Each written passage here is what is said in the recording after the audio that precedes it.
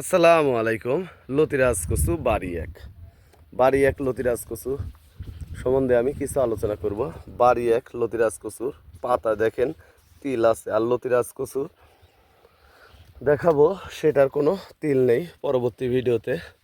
তো বাড়ি এক লতিরাজ কচুর যে লতিগুলি ঢক দেখেন, একটা লতি হবে 1.5 হাত 2 হাত 2.5 হাত করে একটা লতি হয়।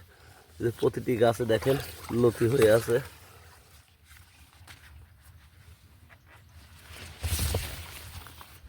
এই কচুটা রোপণ করার নিয়ম হচ্ছে লাইনে 1 হাত পর পর, এক লাইন থেকে আরেক লাইন 1.5 হাত পর পর এই কচুর চারা রোপণ করতে হবে। এই যে লাইন মেনটেন করে যে লাগানো দেখতে পাচ্ছেন। 1 বিঘা জমি অর্থাৎ 33% জমি যদি কচু চাষাবাদ করেন, তাহলে প্রতি সপ্তাহে দেখা যাবে যে 5 মণ 6 মণ করে লতি উৎপাদন করতে পারবেন।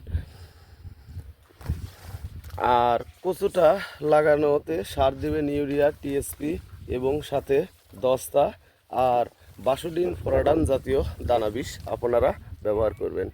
ভালো থাকবেন, সুস্থ থাকবেন। আসসালামু আলাইকুম।